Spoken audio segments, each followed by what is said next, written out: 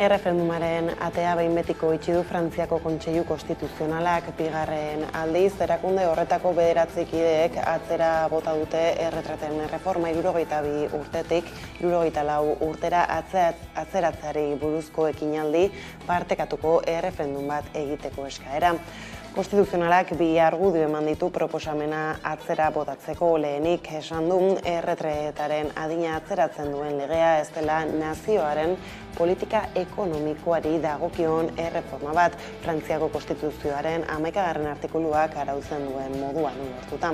Bigarrenik gogorarazi du erreferendum eskaera egin ziotenean, aprilaren 13 artean legeak esaten zuela, erretiroaren adin ofiziala 62 urtekoa zela, Emmanuel Macron presidenteak ez baitzuen legea aprilaren 15 arte izenpetu. Konstituzionalak haren aurkako helegiteak eta erreferendumaren lehen eskaera atzera botatzaren biharamunean. Eguerdion guztioi, 12 pasata iritsi da gurean gaur magazinari heltzeko unea. Gaurkoan ekonomia arloko gaiak hizpide. Frantziako Konstituzionalaren erabakia ez da ustekabe handia izan, aurrez gertatutakoagatik, aurretik egindako 4 eskaretatik bakar bat onartu du, eta haren osaketarengatik 3 kide Macronek berak izendatu ditu, eta beste 3 senatuko presidenteak erreformaren aldekoa ura ere. Edo nola ere, bazpena kolpe bat da erretretaren erreformaren aurkako borroka gidatzen ari diren sindikatuentzat, herritarrak mobilizatzeko tresna bat galdu dutelako.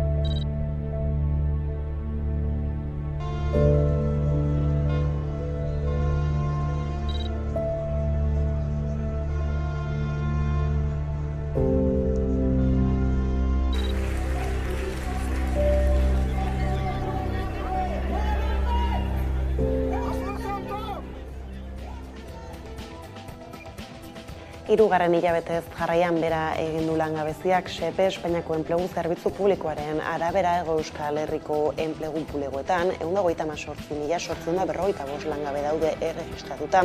Martxoan baino 2.297 gutxiago eta iazko apirilean baino 20.926 gutxiago. Lurralde guztietan egin du bera langaben kopuruak, baina batez ere Nafarroan. Gauzak horrela langabe kopurua azken urteetako txikiena da. 2008ko abendura egin behar da atzera kopuru txikiago bat ikusteko, baina kontuan hartu behar da orduan baino ia 60.000 langile gehiago daudela gaur egun. Izan ere, 1,3 milioi langileren langak gainditu duen aldiz Hego Euskal Herriak 5.420 kotizatzaile batu baititu gizarte segurantzak. Datuak ala lan gatazkei helduta, batzuen korapiloa askatzen doan bitartean beste batzuk katramilatzen doaz, Bizkaiko zahar etxeena kasu. Hori bai, bertan bera utzi duten Nafarroan kopako finalerako deitutako autobusen greban, eta gaur gainera epaiek eta fiskalek justizia ministerioarekin bilera duten, eta adostasuna lortuz gero maiatzaren 16tik aurrera deitutako greba mugagabea bertan bera geratu daiteke. Bestalde, Gipuzkoako metalentzan akordioa gero eta gertuago dago. Hala ere, zaintza sektorean egoera bestelakoa da eta greba gehiago iragarri dituzte sindikatuek adi. Lan gatazketan Hego Euskal Herriko Justizia Administrazioan greba eguna dute. Bilbon eta Iruñan protesta egin dute.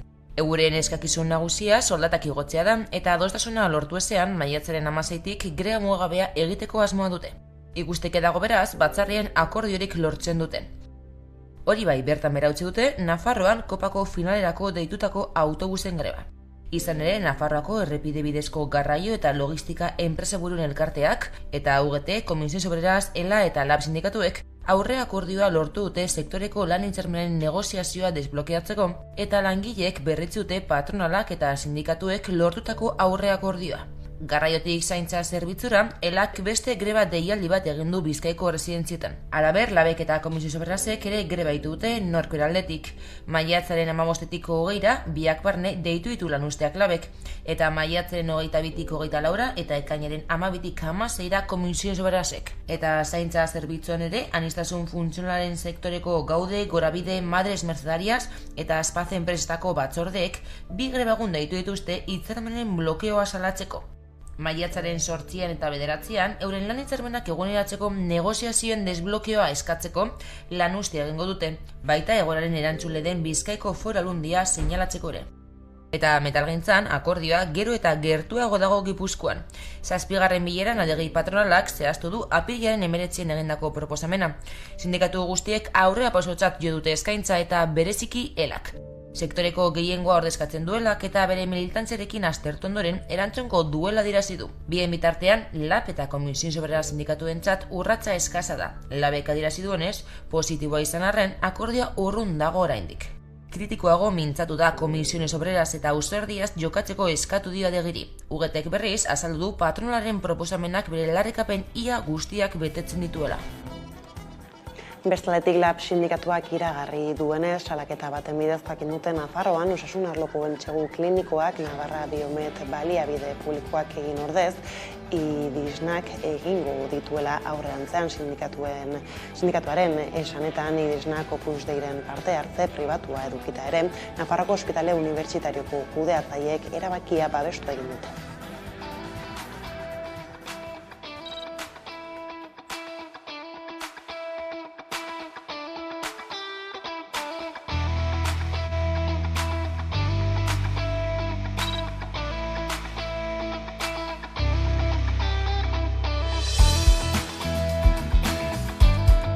Zer egin nahi du?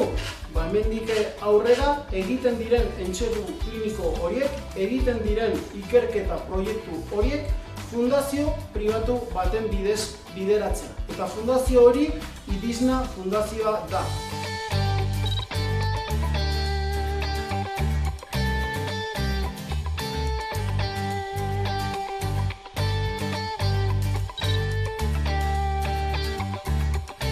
Guztiz onartezina dela gobernuak emandako urratsa. Eta Nafarroako parlamentuari begira hauteskundeen atarian gaudenez, interpelazio zuzen bat ere egin nahi dugu Lab sindikatutik. Eta interpelazio hori bada, alderdi guztiek konpromiso bat eta irmoa hartu behar dutela ikerkuntza publikoa izateko. Eta horrekiko konpromisoa adieraziz gain, egin behar dutena da Navarra Biomet Fundación Manuel Servet etorkizuna bermatzea.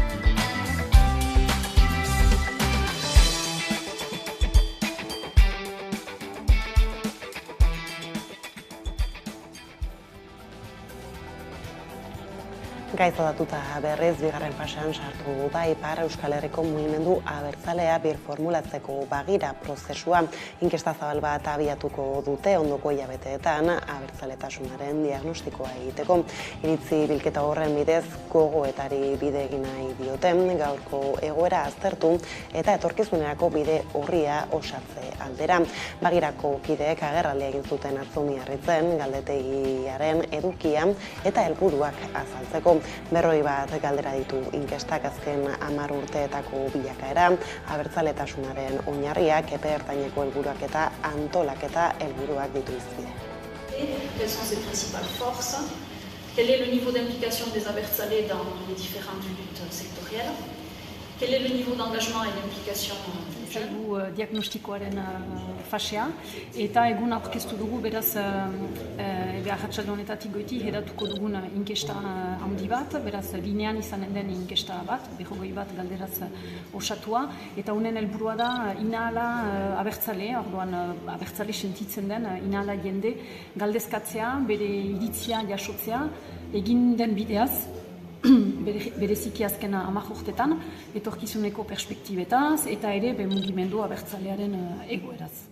Les évolutions des 10 dernières années, il y a des questions donc, sur l'évolution des différentes luttes en Pays Basque Nord, l'évolution du mouvement abertzale lui-même et l'évolution institutionnelle.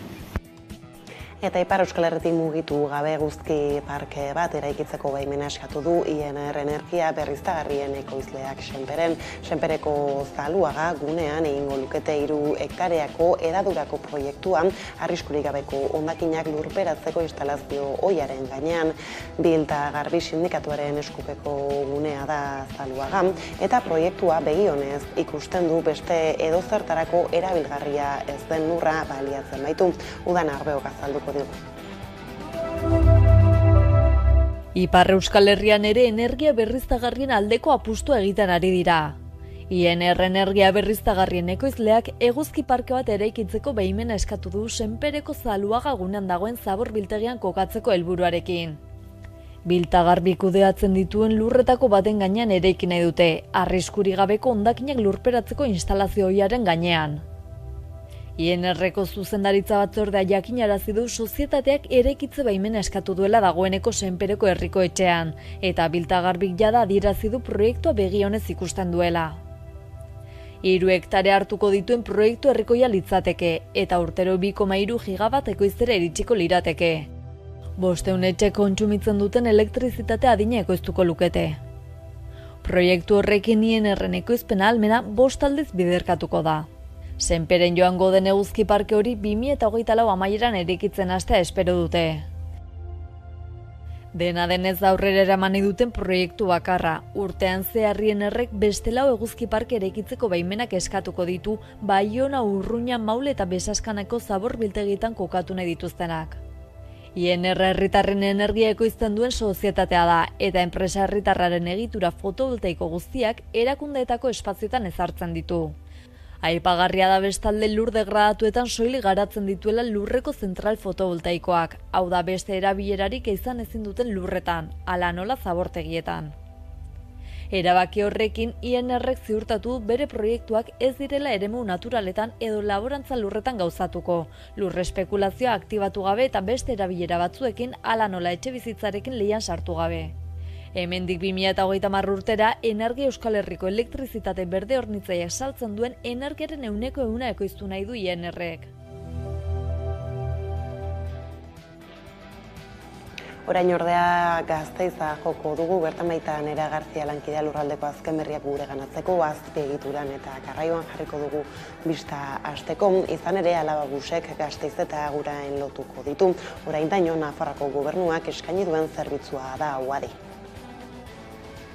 Arabako Foru Aldundiak Nafarroako gobernuak orain arte historikoki eskaini duen zerbitzua bere gain hartu du. Agurain eta Gasteiz arteko ibilbidea Gasteiz Dulantzi Araia linean sartuko da. Gainera, erabiltzaileek bat, barik eta mugi txartelekin ordaindu ahal izango dute. Agurain eta Gasteiz arteko ibilbidea Gasteiz Dulantzi Araia linean sartu da. 5. linean hain zuzen ere. Orain arte Nafarroako gobernuak eskaintzen zuen Agurain eta Gasteiz lotzen zuen zerbitzua. 2021ean erakundeek hitzarmena sinatu zuten Arabako Foru Aldundiak zerbitzua bere gain hartzeko. Aurrerantzean 17 eta 11 arteko bidaia kopurua eskainiko du. Noranzko bakoitzeko lanegunetan eta asteburuetan urrenez urren. Lanegunetan lehenengo bidaia Aguraindik Gasteizera goizeko 6etan izango da, eta azkena gaueko 11 laurden gutxitan. Gasteiztik Agurainera berriz lehenengo autobusa goizeko 6:10 gutxitan izango da, eta azkena gaueko 10:30. Gainera erabiltzaileek bat, barik eta mugi txartelekin ordaindu ahal izango dute. Izan ere, txartel horien bidez deskontuak eskuratuko dituzte. Bestetik Gasteizek LGTBI fobiaren aurkako hilabetea du honakoa maiatza osoan zehar, aniztasunaren aldeko hainbat ekitaldi egingo dira, eta Nerea Garziak azalduko digu zein formatu izango duten hauek. Maiatzaren 17an LGTBI kolektiboaren aurkako indarkeriaren kontrako nazioarteko eguna izango da. Hori dela eta Gasteizko udalak hainbat ekintza eta ekimen antolatu ditu maiatzean. Besteak beste kontzertuak eta lantegiak izango dira protagonista.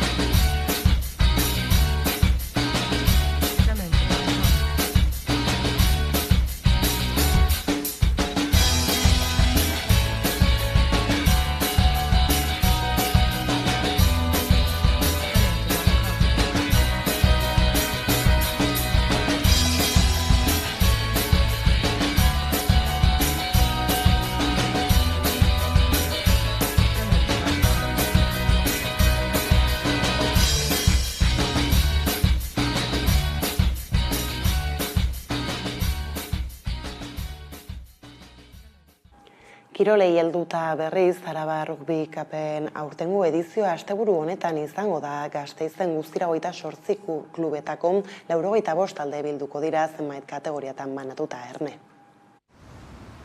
Estatuko eta Frantziako hainbat talde hurbilduko dira Gasteizera asteburu honetan. Arabako Rugby Cupen zede nagusia kirolaren balioak sustatzea da. Horregatik, saria ez du eskuratuko partida gehien irabazten duen taldeak. Kirolaren balioak ondoen errespetatzen dituenak baizik. Gauzak horrela 200 partida baino gehiago jokatuko dira asteburu honetan Lakuako instalazioetan.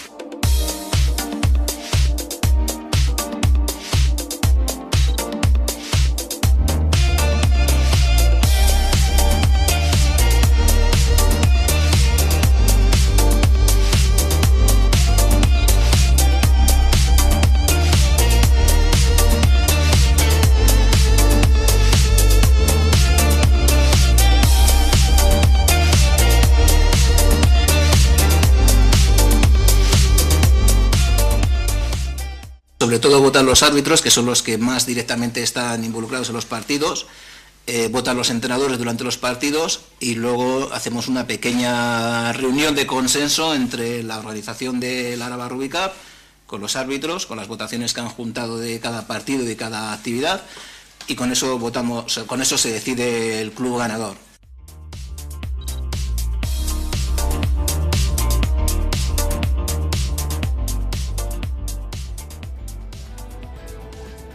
Kirolarloko berriekin jarraikin, ados pilotak bertsoegintza eta pilota uztartzen dituen udaberri torneoa aurkeztu berri du. Beasainen eman zuten torneoaren berri Azom Igartza Jauregian.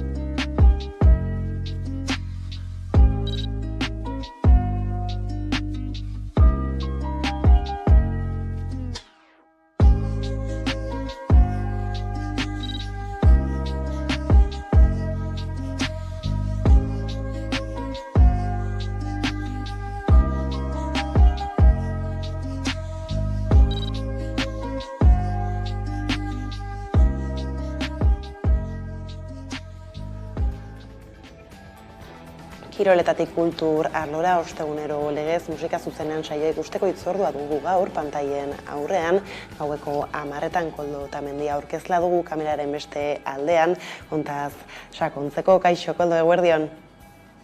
Kaixo, eguerdion. Tira, hasteko konta iguzu, zer talde da gaurkoan saioko protagonista? Gaurko talde protagonista azken sustraiak talde izango da, Goierrialdetik datorren taldea da honakoa, eta disko berria besapean. Eta nolakoa izan da, edo konta iguzu zein den taldearen ibilbidea ez disko honetara iritsi arte? Ongi, taldea 2015 urte inguruan sortzen da, aurretik beste musika egitasmoetan ibilitakoak dira musikari gehienak, eta azken sustraiak taldearekin beste abentura bat jartzen dute martxan. Urte hauetan guztietan 4 disko argitaratu dituzte, azkena gaur aurkeztuko dugun Goierrilana da, tartean disko akustiko bat pandemiaren erdian, eta esan bezala 2015 ona, estudioko 4 disko eta kantu xorta interesgarri bat. Eta azken lanak ez, Goierri izena duenak, zer berriaka edo dakar edo ze gai ditu izpide, estilo aldetik ere ez, jarraipen bat da orain arteko lanena? Bai, esan daiteke garapen bat dela Goierri diskoa, ez? Ez da disko monografiko bat, baina badu hildo bat kantu guztiak lotzen dituena, ez? Nortasunetik, bertakoa izatearen garrantzitik abiatzen da diskoa, taldea Beasainen sortua da, inguruko musikariekin, Nafarren bat ere badute gaur egun bere formazioan, baina sortzen da pixkat horratzean dugun irudi horretatik, ez? Kanposen baserria, Goierrin, taldearen entsegu lokala pandemian zehar, eta hor sustraietara itzuli zen taldea, eta hortik abiatzen dute, ez? Aipatu duan bezala, bertakoa izateren garrantzi horretatik, ez? Eta diskoan 10 kantu bildu dituzte, eta horietako asko omenaldi txikiak dira, ez? 8 txikian kanta esaterako bertsolariei egiten die aipamena, euskarari zentzu batean, eta beste kantueten ere taldearen sustraiei, zaletuei, eta bestelako gaiak tratatzen dira. Musikalki punk rock eremuan kokatzen da taldea, punkoiaren zertzelerak bazituzten lehen garaian, eta pixkanaka garatuz joan dira, eta gaur egun estilo amerikarra edo alemaniarra duten kantuak jorratzi dituzte. Garatu dute kantatzeko era, garatu dute gitarren tratamendua, eta disko honetan esan daiteke taldeak beraiek aipatuta, benetan lortu dutela behingoz buruan zuten soinu hori, azken sustraiak taldearen soinua, gaur egun Goierri diskoan topatzen alduguna delako. Eta orain gainera diskoa aurkezteko bira murrilduta da banda, eta datozen egun eta asteetan agertokietan ariko dira baita ere, ezta? Bai, alaxe da, taldea zuzen ariko da, lehenengo geltokia asteburu honetan izango da, Atarrabiako Toten aretoan, Deskontrol eta Delio taldearekin, eta hortik aurrera uda beroa izango du taldeak, ez? Badakizu, azkenean musika talde batek bere inguruan doan guztiarekin batera, ez? Azkenean hainbat kontzertu ere ezin dituzte eman, lanak eta bestelako konpromezuak medio, baina hilabetean pare bat aldiz ikusteko aukera izango da azken sustraiak agertoki gainean. Eta bide horretan, Beasainen, Oteizan, Amurrion edo Donostin izango dira, asteburu honetatik hasi eta uztaila bitartean, eta gero ere gehitzen joango diren beste hainbat emanaldi. Azken finean esan daiteke, azken sustraiak taldea eremuko talde gehienak bezala, punk rock talde gehienak bezala, diskoak ondo daude, soinu ona lortzen dute, baina zuzenean egiten dute estanda kantu horiek, ez? Azkenean zuzenean estanda egiteko sortua diren kantuak baitira, ez? Bai ez, bainera, esan duzunez, badago aukera nahikoa, ez? Horixe lehen pertsoan ikusteko, beraz, data horiek gordeta, mila esker Koldo, izango gara gaur gauean, pantailetara baita ere, ez? Aipatu dituzunak eta gehiagoren berri izateko hurrengora arte. Horixe da, mila esker zuei. Eta kulturarloko kontuekin jarraikin, Getxo Foto nazioarteko irudi jaialdiak 22 artistaren lanak erakutsiko ditu ekainaren 1-tik 25-era erne.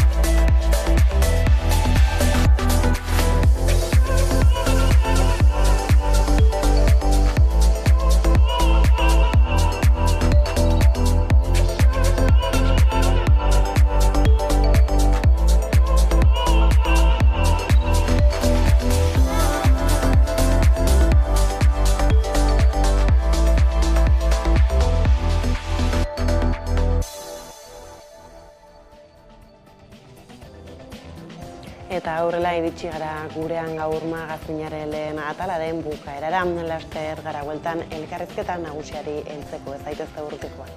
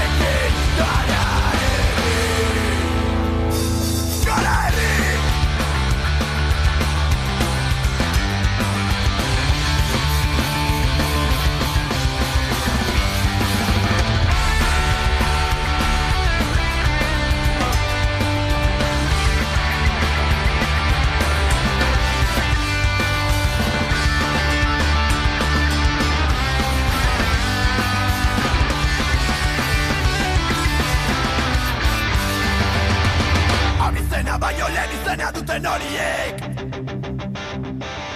bidean aztu gabe Maialen eta Miren Maialen irunen kontzientzak ez duten dena ondo zigoan bariatu zuen arte Baiten elkartean jolizaren bertsoa desberdin izundatutakoen batasuna Saioak irunan agitan garbi ezana mundua ederra boa da Urbilduz bazterrera Zeazaz zantaz barrakazaz zabakuan Izuntzaren epizau Zandiren ikanen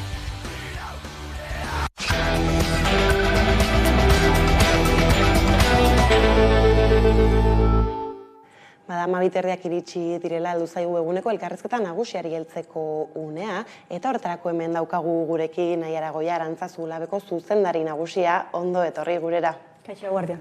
Eguerdion, eta tira, hasteko demokraziari buruzko ulermenak gurean txostena bera, ikerketa bera aurkeztu zenuten orain gutxi, hor badira, azpimarratzekoak badiren hainbat datu interesgarriak oso 2073 herritarren ahotsa eta pertzepzioak ez jaso dituzue, zer da nabarmenduko zenuketen lehenbiziko puntua? Nik aipatu lehenik eta behin ikerketa proiektu hau 3 unibertsitateekin lankidetzan egin dugula, Euskal Herriko Unibertsitatearekin, Mondragon Unibertsitatearekin eta Deustuko Unibertsitatearekin, da zuzen ere, demokraziari buruzko pertzepzioak edo ulermenak gurean jasotzea helburu izan duena, beraz ikerketa eredua bera ere, kolaborazioan izan da berezia. Eta nik lehen lerroburu edo lehen emaitza bezala esango nuke demokraziak jaso duen babes zabala, 10 Euskal Herritarretatik 9 esan duelako erregimen gustokoena edo lehen etxi duena demokrazia dela. Hortaz, hori hasierako lerroburua, aipatu baita lehen emaitzak direla, oraindik aztertu gabeak, analisia egin gabeak, eta lehen irakurketa bada orain zabaldu duguna. Bai, ez zintza bain desgarriaina, justu egia da gurean, ez, hauteskundeak gertu ditugula, halako datuak, eta ez, pertzepzio horien jakitun izateak beti, ez, garrantzia baduela, eta aipatu duzun horrez gain, azpi lerroburu horietan sartuta zer da mahai gainean jartzekoa? Ideia esanguratsuak edo kontuan hartzekoak behintzat jaso ditugu lehen irakurketa horretan esan bezala, eta horietako bat lehenengo eta behin demokraziaren babes zabala da. Gero bestalde funtzionamenduaren inguruan galdetzen denean hor pixka balorazioa jaitsi egiten da. Beste ideia esanguratsu bat izan daitekena lehen irakurketa horretan da, 3 herritarretatik 2 uste duela sistema politikoan eragiteko herritar arruntak ez daukala aukerarik, nolabait islatzen da, ez, zatiketa hori herritar arrunta eta sistema politikoaren artean. Badira baita ere nabarmentzekoak diren beste ideia batzuk parte hartze ereduari dagokionean, adibidez boto bidezko ordezkaritza lehenesten du gehiengoak, baina bada eren bat esaten duena, egun ordezkaritza sistema gainditzen duten beste eredu batzuk ere lekua izan dezaketela. Beste ideia batzuk demokraziarekin balioan jartzen dituztenak, dira adibidez askatasunak eta eskubideak izatea, justizia berdintasuna, eta ez dia hainbeste balio ematen adibidez alderdi politikoei, edo hauteskundei, edo alternantzia sistemei.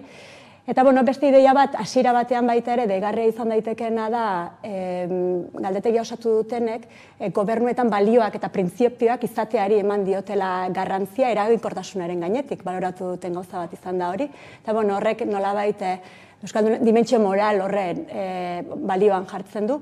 Eta agintari dagozkienez, printzipioak eta balioak aitortzen bali madizki ere, baita ere prestakuntza eta eskarmentua izatea hobesten dute. Hortaz, hasierako ideia batzuk dira horiek, eta oraindik hobeto esplotatu, gurutzatu eta aldagai soziodemografikoekin landu behar direnak. Badago horrendik tiratu, eta lehen argazki hau egiten zabiltzana Naiara, halako datuak, halako erantzunak espero ziren modu orokor batean, ez naiz da oraindik ere setu egin behar diren? Nik uste ez da lehen begiratuan ez da sorpresa handirik, eta alderatzen bali badugu Europa mendebaldeko beste eskualdeekin, badira gurean, eredugarritzat hartu daitezke lehen irakurketak, adibidez hori 10-9 demokrazia babestearena, beste eskualde batzutan hori askoz baxuagoa da, Bestela, funtzionamenduari dagokionez eta nolabait kultura demokratiko sakona duten eta gurekin alderagarriak diren eskualdeekin, antzeko jarrera kritikoak ikusi ditugu demokraziarekiko, islatu da baita ere gaur egungo demokraziaren balizko krisi horretan hitz egiten den herritarren eta sistema politikoaren arteko zatiketa hori baita ere agerian jarri da euskal gizartean. Orduan, lehen irakurketa batean, nahiko sorpresa handirik ez, esango nuke. Eta tiraz, aipatzen zailtzaren nola badugun barneatuta ez demokrasia sistema baten barruan bagarela, eta ontzat jotzen dugu ez, gehien bat, hala ere egia da ez dela kontzeptu bat zeinetaz hitz egiten dugun ez, normalean, zergaitik aukeratu duzu ez, demokraziaz galdetzea? Demokrazia Arantzazulaben egitekoarekin oinarrizko lotura duen esparrua da. Beste alde batetik egun, pilpilean dagoen gaia da, demokraziaren krisia, herritarren desafekzioa, atxekabe politikoa, alako gaiak pilpilean daude, batez ere mendebaldeko herrialdietan, eta orduan bada hainbat ikerketa eta hainbat lan egiten ari dira, bai hemen gurean eta baitaren nazioartean ere nolabait kezka horri argia bilatu nahian, eta bazen gurean hainbeste landu ezen galdera bat, eta hain zuzen ere hau, zeintzuk diren ulermenak, edo Euskal Herritarren pertzepzioak demokrazia sistema bezala horren inguruan, eta hori nahi izan dugu mai gaineratu, eta ikerketa hori abiatu nahi izan dugu, eta baita ere diodan bezala Arantzazulaben egitekoarekin lotura zuzena duelako, nolabait guk lankidetzazko gobernantza sakondu nahi dugu, eta bai abiapuntuko hipotesia da, edo lankidetzazko gobernantza planteatzen da nolabait demokraziaren krisi honi, alternatiba bat edo soluzioa bilatzeko irtenbide gisa. Eta horregatik oso oinarrizko gaia da gurean. Eta lan horretan aurrera egiteko, bintzat tresna abiapuntu bezala ez hor badugu, herritarren ahotsa. Eta zentzu horretan aipatu zuet nola oraindik ere setu egin behar da informazio guztia, bala ere zer da hortik atera nahi duzuna edo zer pausu falta dira egiteko? Horren esan bezala, orain lehen galdetegi honen emaitzak gizarteratu ditugu, eta jarraian modu ezberdinetan jarraituko dugu lanketa egiten. 3 unibertsitateek datu horien esplotazioan edo ikerketa analitikoan jarraituko dute, datua gurutzatu, segmentatu, ondo zatikatu eta hobeto ulertzeko horien esanahia, eta nik uste dut hortik aterako direla oraindik ere emaitza esanguratsuagoak, hori datozen hilabetetan egingo da, eta aldi berean paraleloan baita ere mintegi ziklo bat edo mintegi sorta bat abiatuko dugu, hemen atera diren lehen emaitza hoben inguruan, pixkat eztabaida sustatzeko, ez bakarrik unibertsitateekin edo ikerlariekin, baizik eta baita ere, edonorekin, gaian interesa duen edonorekin, eta pixkat hori debate hori sustatzeko, eta ezagutza hori zabaltzeko. Interesgarria bada, eta gainera ez hainbat kontu baituzue esku artean, beste alor batera edo pasako gara, izan ere orain gutxi ere nazio txikien aliantza ditudako topaguneaz, topaguneekin ibili zarete esku artean ezagutzen ez duena entzat, edo enteratu ezen entzat, konta guzu agian zuko beto ez, hasteko zer den?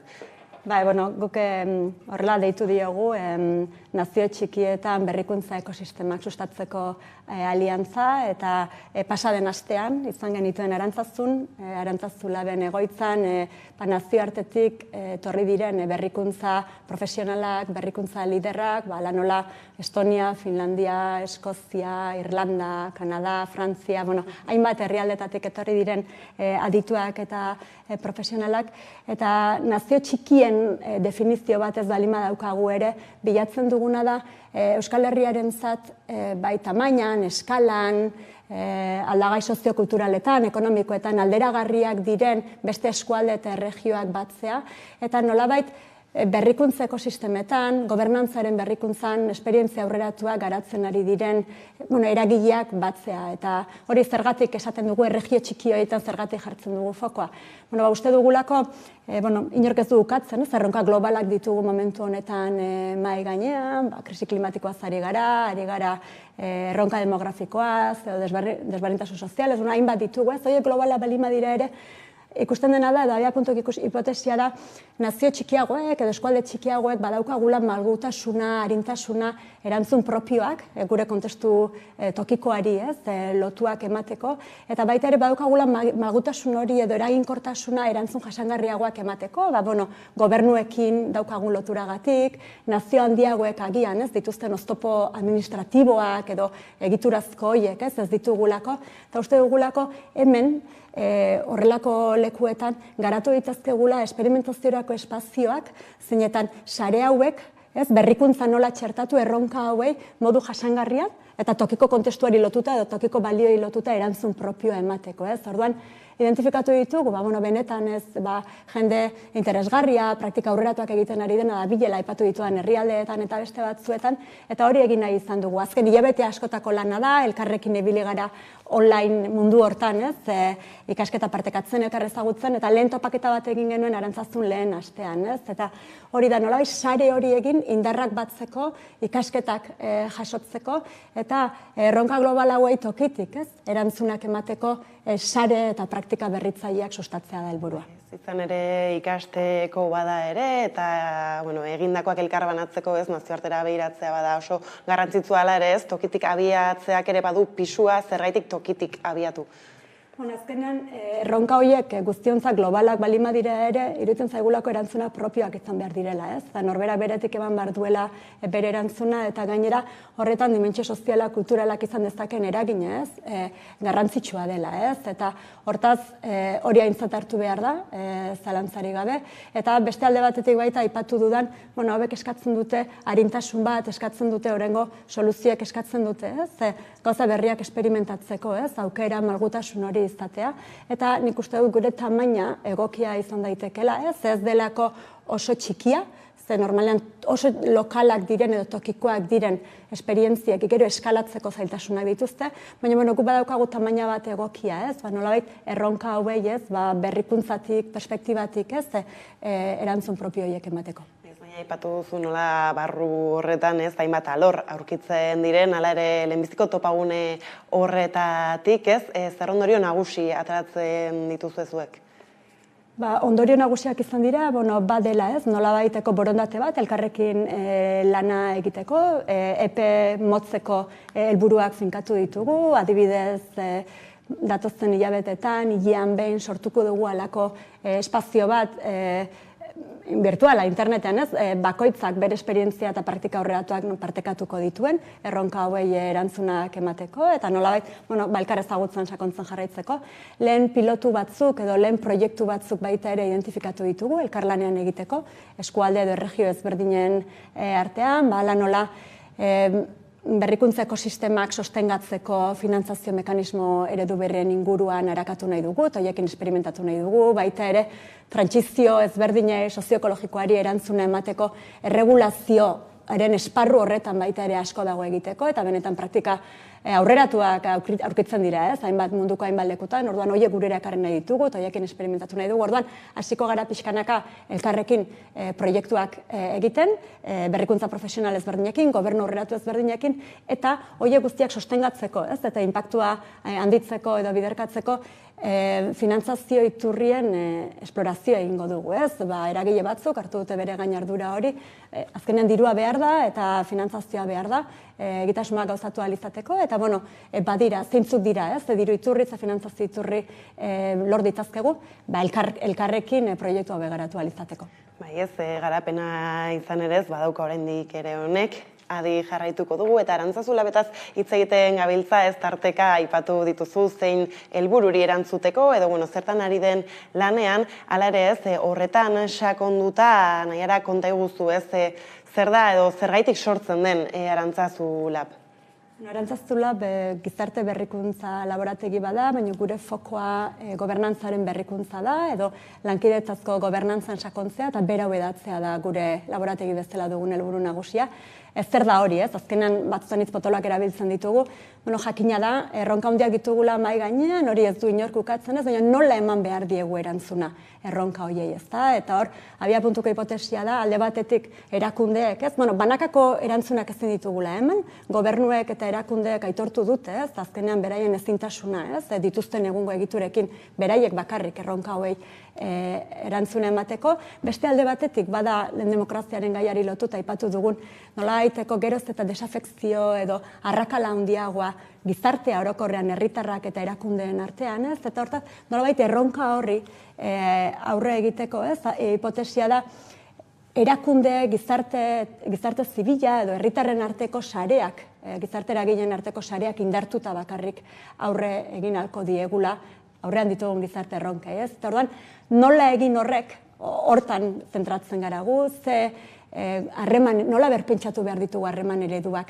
erakunde eta gizartearen artean, zeintzu dira beharrezko ditugun egiturak, zeintzu dira beharrezko ditugun gaitasun berriak edo lidergo mota berriak, nola sostengatzen dira praktika hauek edo ze finantzazio mekanismo berri behar ditugu, horrelako paradigma berri guzti hauei erantzuna emateko hortaz, hori da gure fokoa, guk uste dugu horretarako sareak indartu behar direla, topagune berriak behar ditugula, sensibilitate ezberdinak batzeko, baterako sorkuntza hori edo elkarrekintza hori sustatzeko, eta horretarako behar ditugu metodoak, tresna berriak, galdera berriei erantzun berriak, eta hortan zentratzen gara, ez? Nolabait, zer den gizarte erronka hauei erantzuna emateko behar ditugun harreman eredu berriak, gobernantza eredu berriak, eta horiek nola lurreratzen diren, nola artikulatzen dira eragile ezberdinen artean, eta horrek ezinbestean berrikuntza eskatzen du.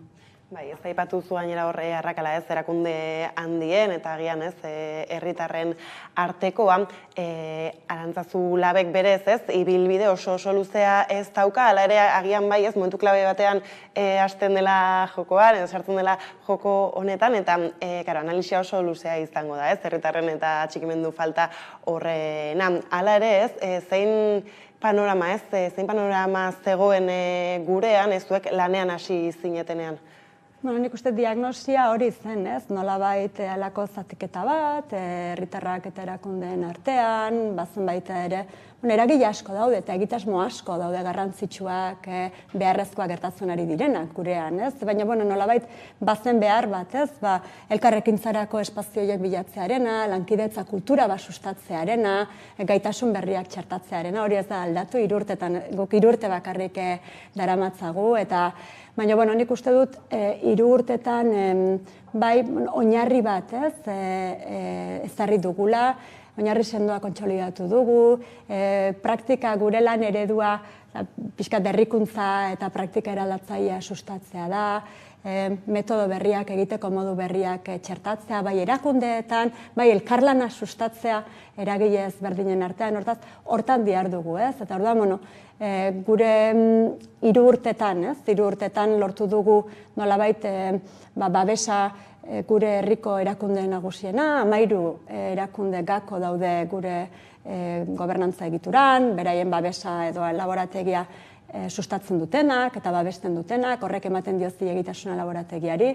Nik uste abiatu ditugun praktikek eta sustatu ditugun elkarlanek baita ere sinesgarritasuna eman diotela, hasierako sinesgarritasun hori, eta orain dagokigula egitasmoia kontsolidatzea, baita ere pixkat praktika ausartago batzuk bultzatzea, eta horrekin geratzen naiz, ez? Azkenean laborategi bat zerotik hastea edo baitu bere erronkak, baitu bere zailtasunak, pandemia betean abiatu ginen gainera, baina geldituko nintzateke alde positibo horiekin, ez? Nolabait landu ditugun harremanekin, eraikitzen ari garen sareekin, abiatu ditugun proiektuekin, eta nolabaiteko gobernuen eta erakundeen eta gizartearen arteko harreman eredu hori eraldatzeko gure alea ematen ari gareneko aitortzarekin, horrekin. Bai, ez, gainera tira ez daipatu zu, 3 urte 2020an osatu zen, eta, momentu hartatik zu izendatu zintuzten zuzendari nagusi, ja, agian ez da egite pertsonagoa den galdera edo ez, baina nola izara bizitzen zu ez, prozesu guzti hau? Oso modu intentsoan, ez? Eta azkenean da hori zerotik gauza bati forma emateak, abiatzeak, ez? Zailtasunak baditu ere ederra da, ez? Eta nik uste oso 3 urte onak, benetan onak izan dira, eta aipatu dudana, ez? Nik uste saiatu gara gure alea ematen, ez? Bai erakundeekin lankidetzan, gizarte eragile ezberdinen arteko harreman horiek sustatzen, nazioartean egin dugu esfortzu handia baita ere, nazioarteko praktika horiek baita edo metodoak edo ikasketa horiek gurera ekartzeko, gurera egokitzeko, baina baita ere gure herria nazioarteko sare horietan posizionatzeko hortaz. Oso esperientzia positiboa izan da, ez? Eta hasi baino ez gara egin, eta indarrez eta motivazioz, ez? Jarraitzeko aurrera. Bai, ez, horbestak bestez, aipatu zu tarteka, baina foku nagusi bat bai gobernantza ereduen eraldaketan baduzue jarria, ez, eta berrikuntza zaritu zara asko ere, baina berrikuntza gaur egun, ez, geroz eta azkarrago doana, ez, nola elkarlotzen dira bi kontzeptu hauek?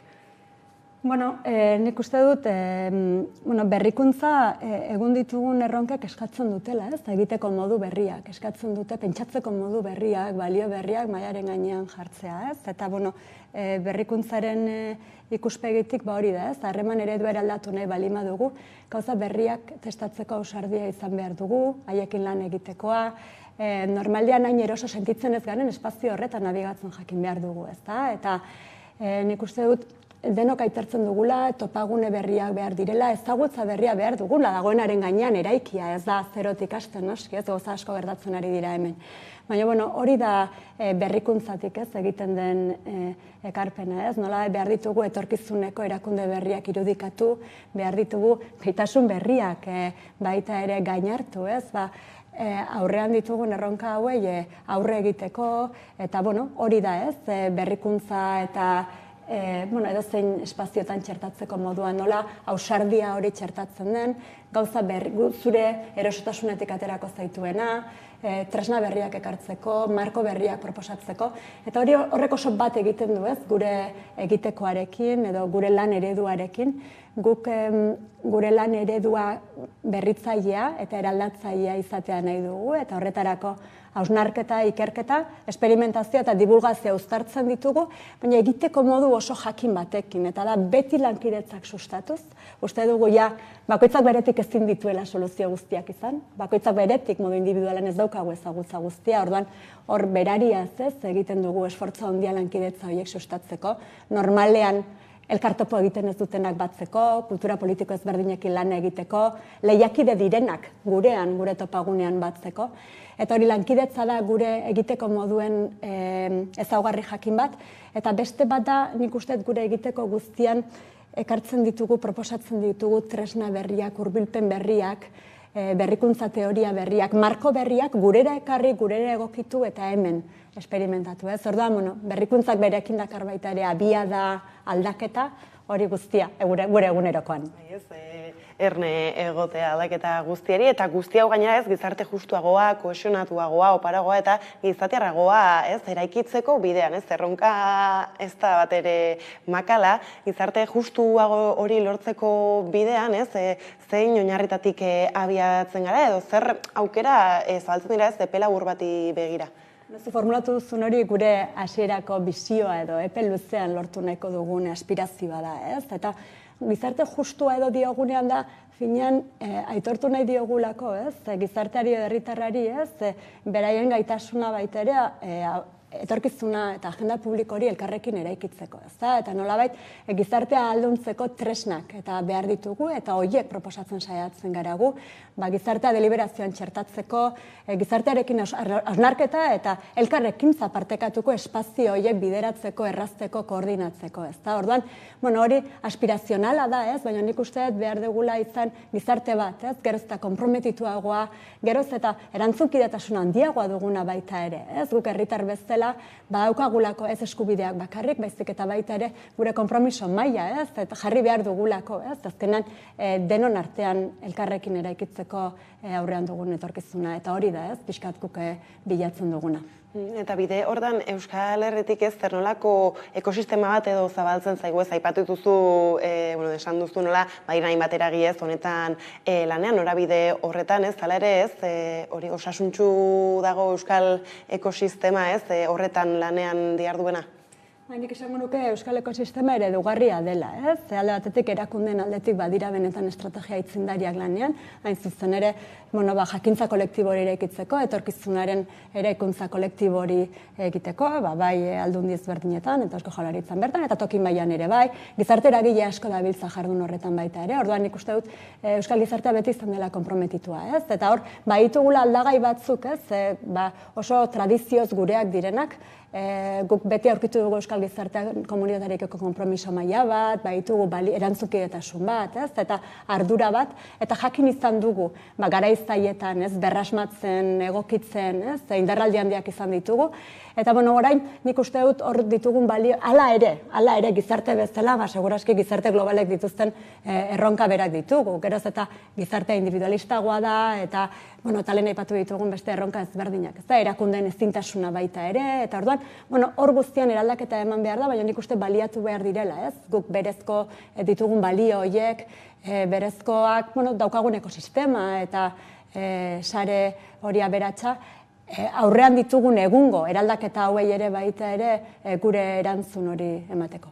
Aipatu dituzun guzti hauek kontuan hartu da bukatze aldera, modagatik, aipatu dugu jarri dugu begibista edo euskal ekosistema honetan eta etorkizunetik, bertoko etorkizunetik zer espero dezakegu.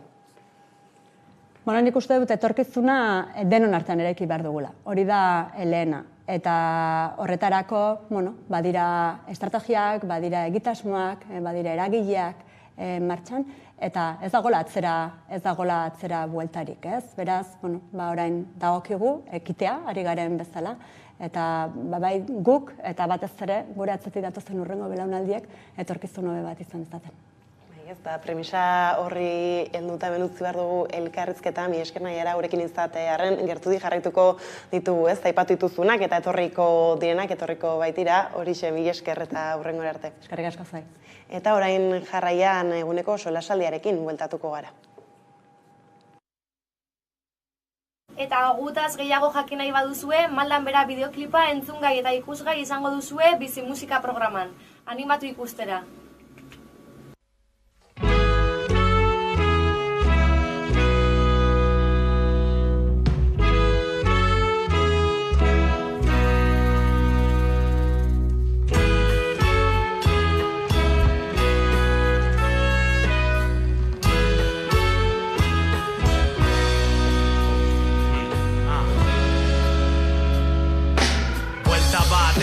Kaletik goizean, ea bakardadetik egiten dudan alde. Parkeak jendez beteta gon beharrean, denak zaborrez betetan daude. Gauden zibilizazio ontan, tantaka turismoaren txaku eskaparate. Ta bertakoak engantzau salbitxo dekoltan, buru altzagabe porno pagarte. Denbora ez da gelditzen erlojuaren tiktak, soinuak egunero entzuten jendearen pausu errepikakor. Desberdintasunean sistema gaitu berdintzen, kale bazterretik nabil jendeari begira, begiak ari dira pantalla guztien biragira. Ikusten da horpegietan bila gorputza, denok arropa berdina. Nondako nortasuna, non geratu da izaera gura. Gizartea maldan berakoa izua ematen dit amaiera heldua. Nondago nortasuna, non geratu da izaera gura. Gizartea maldan berakoa izua ematen dit amaiera heldua. Aurrera jarraitzen ingurua begiratzen, gaua egin dela argiak hasita itzaltzen. Komertzio txikiak itxi dira tabernara noa amarretan kontzertua zen. Talaudenetan naizel, telonero bikainak baina ez da inorrak ertu. Ze errespetu falta, urrengo helen kanta, pogo erraldoi batean direnean elkar. Egoismoan sartu naiz nire ideietan blai maiz dut. Pentsatu zeri ari naizen zai, mina ematen ditego era honek, besteak begiratuz ez naizala jekoteko gai. Banoa etxera korrika, oera bidean odita, pesimismoa josi baino lehen berbiaraztera makina. Idazteko zaiakera berri bat, baina amaiera beti da berdin. Nondako nortasuna, non geratu da izaera gura. Gizartea maldan berakoa izua ematen dit amaiera heldua. Nondako nortasuna, non geratu da izaera gura. Gizartea maldan berakoa izua ematen dit amaiera heldua.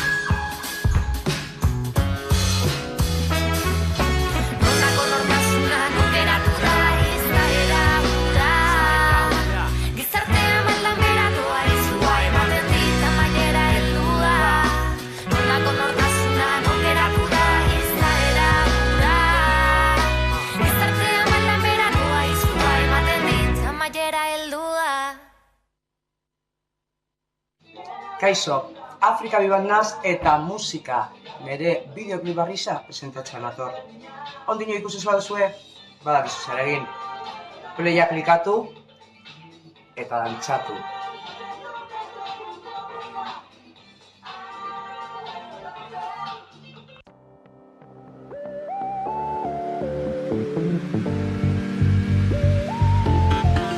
Kalera banoa, ezin da falta, musika jaskuetan, erritmoz betean, ere munduan, galdu egiten naiz, soinuetan bilduta, lasaitasunean, musikaren boterea, zinezkoa da, konpara ezina, den aldatzen dan bitartean, uiarra izen dugu, izaten berdina.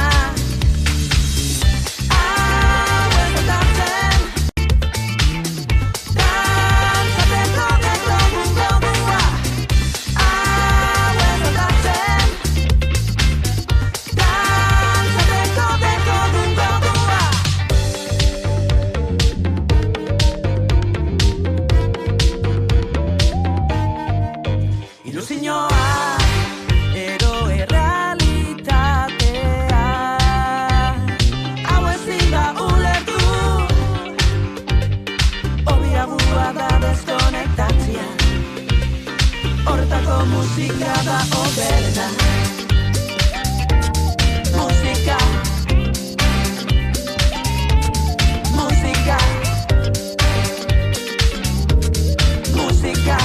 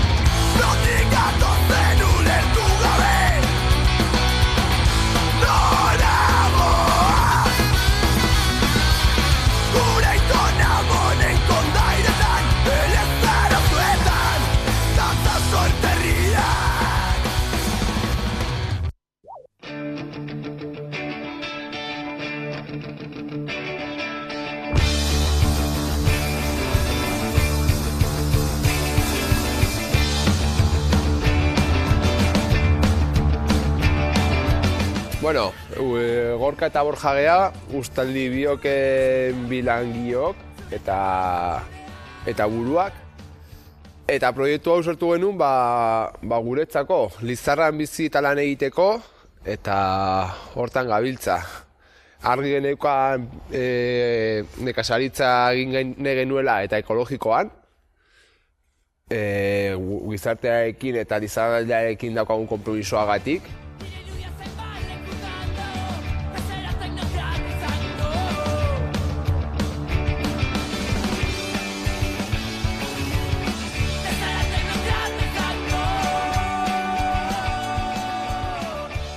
zergatik ekologikoa, eskenean gure ingurua eta gure herria zaindu nahi genuelako, eta ikusten genuen produktu ekologiko horiek beharrezkoak ziren hemen eta gure ingurua zaintzeko, zen eta ikusten genuen ondoko baratzetan azkenan produktu kimiko eta pila bat erabiltzen zirela eta erabiltzen dira, eta azkenean produktu horiek gure ibaietara edo eta gure lurrera erosten dira, eta azkenean guk hori nahi genuen ekiditzea, eta horregatikan hasi ginen gure baratza produktu ekologikoekin egitea. Gustatzen gera hemen Lizarran ekoiztea eta harik eta gertuen salmentak egitea, eta hori produktuari gehigarri bat ematen dio, ezta? Hemengo ekoizpena eta hemen saltzeana oso garrantzitsua da guretzat. Egin neguan gaude ilarrak landatzen, borraia eta zia zerba jasotzen, eta pixko bat itxoiten eta lurra prestatzen udaberriari begira. Udaberria martxoa alderan, martxoa pila alderan, tomatea, kuiatxoak eta landatzen hasten geha. Udazken aldera, hasten geha kanpoko landaketekin ere, irai aldean edo, eskarolak, atxikoriak, azak, eta loko produktu guzti horiek. Landarekin nahi deguna da alde batetik polinizatzea, gure kalabazin loreak edo tomate loreak polinizatzea eta lore gehiago ateratzea gero produktuan tomate gehiago ateratzeko, edo kalabazina edo lusoker gehiago ateratzeko, eta gero beste aldetikan ere loreak erabiltzen ditugu depredadoreak, bai adibidez baratzan edo pulgoiari aurka egiteko depredadore asko daude, eta depredadore horiek loreetan eta izkutatzen dira edo bizitzen dira. Loreak dira haien bizilekua eta hortarako loreak jartzen ditugu bai produktuen artean eta bai negutegiko hilaretan.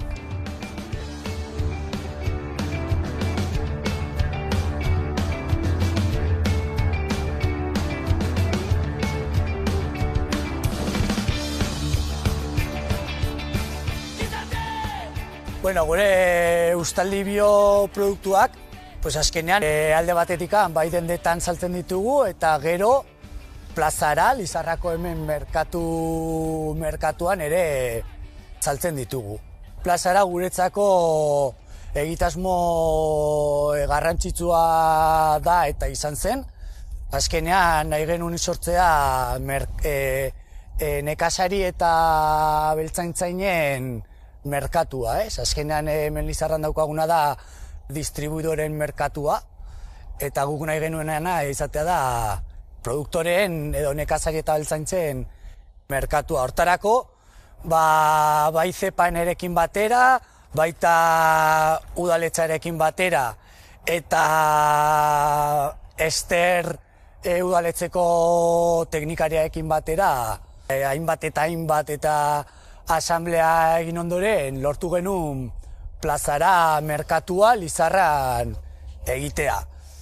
Larun batetan egiten da, larun bate hilabetearen bigarren larun batea, eta horrekin nahi genuena da hori, azkenean nekazari eta beltzaintzen merkatua izatea, nun Lizarra eta Lizarraldeko nekazariek Lizarrako foruen parantzan biltzea eta gure produktuak han saltzea. Garrantzia ematea jendeak ikustea bertako ekoizpenak zaindu behar ditugula. Bertako produktua, nahiz eta ekologikoa ez izan, baina bertako produktua izatea oso garrantzitsua dela, zen bestela, bukatuko dugu Nafarroko produktua kanpoan saltzen eta Almeria eta Murtziako produktuak ekartzen. Eta hori ez dugu nahi.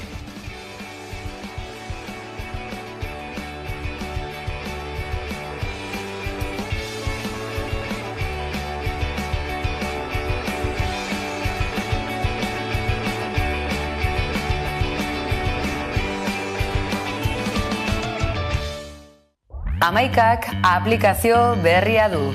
Gaurtik aurrera, Amaika telebista etxetatik ikus dezakezue.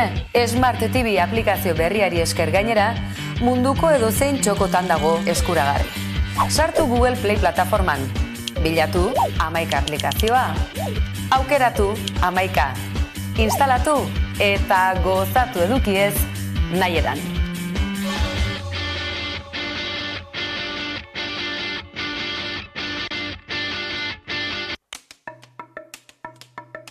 Astero Nafarroan gertatutakoaren berri jakin nahi baduzu politika, ekonomia, gizartea, kultura eta kirola aintzat hartuta Nafarroako eragile eta instituzioen eskutik elkarrizketak, albisteak, erreportaiak eta analisia eskainiko dizkizuegu. Ez etzazue galdu Gaztelu Plaza ostiralero, 10:00 Hamaika telebistan.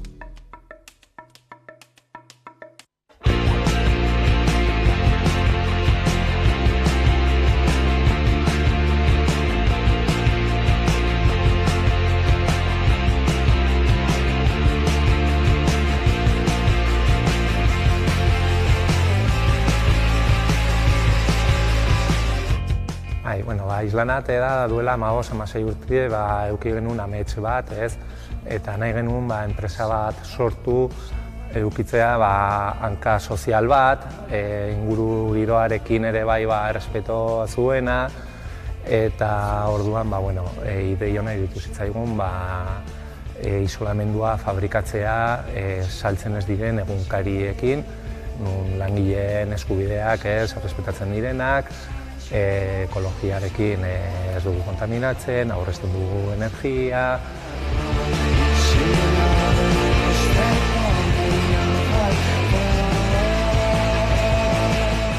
2.500 metro karratu ditugu lokalak, eta daude zatitutak, leku batean daude bulegoak, beste leku batean hemen bertan egiten dugu formakuntza instaladoreak formatzeko, beste aldean daukagu makinan fabrikatzen dugun isolamendua.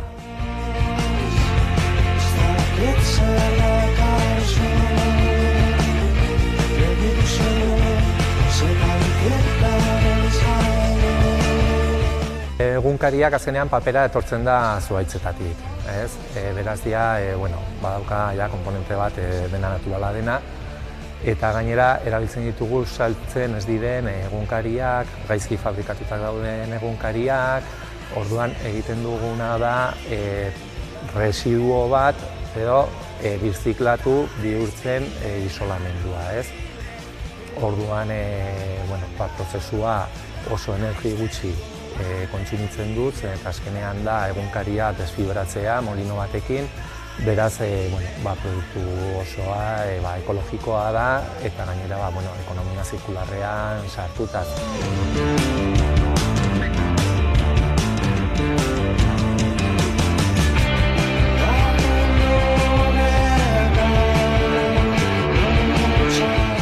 Egiten dira zulotxo batzuk hormetan, eta makina hauen bitartez eta haizearekin egiten da zelulosa insuflatu.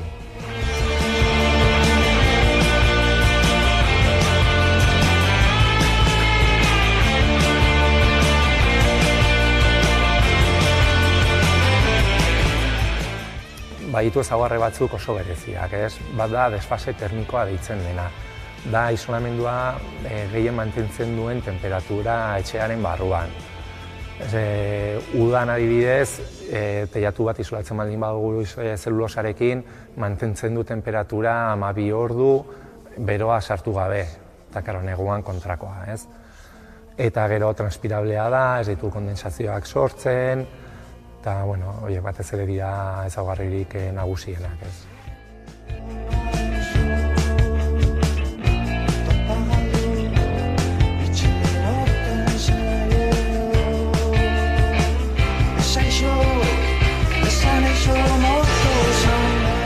Gu egiten duguna da fabrikatu isolamendua, baina isolamendu mota hau aplikatzeko behar dira halako makinak.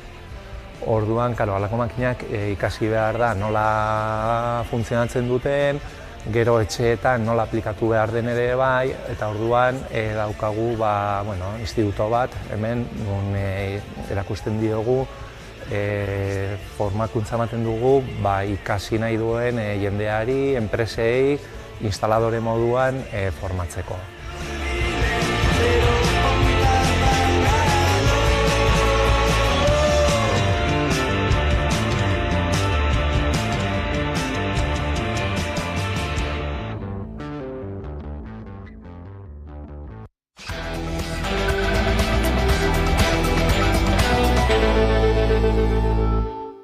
Ordu bata pasata iritsia solasaldiaren unea, eta horretarako hemen daukat alboan Miguel Aizpuru, ondo etorri. Eguardion, zer moduz. Eta gaurko legebiltzarraren osoko bilkura erreparatuko diogu une batez, ez dugu izan tarterik ondo ikusteko ez zertarako eman duen eztabaidak, baina bai ondoko gaia zaritu direla, ez? Galdakoko udalerriko biktimen zerrenda ofizialean terrorismoa erabili duten pertsonak sartzea errefutsiatzeari buruz aritu dira, izan ere PSEek eta EAJak, ez? Eraman dute eztabaida honek eztanda egin zuen orain aste batzuk, ez? Arantzairen webgune, famatuak egin diren webgune horien bueltan, ez? Aste batzuk pasa diren honetan, ez? Nola erreparatzen diozu auzi horri? Bai, nik uste dut hauek izango direla ez polemika honen azken mugimenduak, ez da? Zen eta nik ia bukatu txate emoten dut kapitulu hau eta onerako, Zen eta nik esango nuke, polemika arraro bat izan dela, ez da? Zen eta, PSEek atera zuen momentu batean, bakarrik udal batean, Galdakao, nik esango nuke horre bai interes elektoralista bat egon alzala. Nik ulertzen dut, kasu honetan, igual webgune hau beste modu batean berregituratu edo behar zala, edo bereiztu, ez da, kasu batzuen eta beste batzuen artean, esen, eta ulertzen dut, bai, etako biktimetan sortu alzuela, pizka bat keska edota dolua, ez da, baina esango nuke, claro, polemika askoz aratago juten zala, zen eta esan bakarrik udal bakar bat, baizik eta udal asko, eta kolore politiko ezberdineko udalak, eta gainera, azken finean, web horri hori esan Galdakauko udalekoa, baizik eta Arantzadik egindakoa, eta, lan, investigazio lan handi batekin, eta, ulertzen dut, igual, web horrien egiturak eta beste modukoa izan behar zala, ez da? Baina, azkenian, ikusi dugu, Arantzadik eskatu duela web hori udaletxetik kentzea eta kendu egin da, ez? Horregatik esaten dute polemika nik ia bukatu txate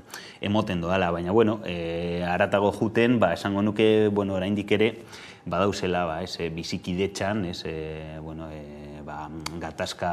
gatazkaren bukaeran oraindik ere, ja da marka bat pasatu da, eta barik, 5 urte eta disolbatu egin zanik, baina oraindik ere, bizikidetxan gelditzen dira, erronkak eta arazoak, eta imaginatzen dut, sortuko direla, hau bezalako polemika gehiago, baina, esango nuke lan asko gindala, eta, eskertu aldugu gaur egun Euskal Herrian, elkar bizitza nahiko positiboa izatea, nahiko baketsua, eta, pausu gehiago emon behar dira, eta errelatoaren eztabaida egongo dela, baina, astu behar gara, errelato bakar bat inposatzearen diskurtso hori, ez da zen, eta ni ziur nago gero eta hau errelatoa anitza izan behar dela, eta izango dela, eta, horrek ez du esan nahi, ez dakit, talkari gertatzea edo, igual konpartitu behar dugu danok, errealitate hori, errealitate anitz hori, eta nire ondorioa gainera da,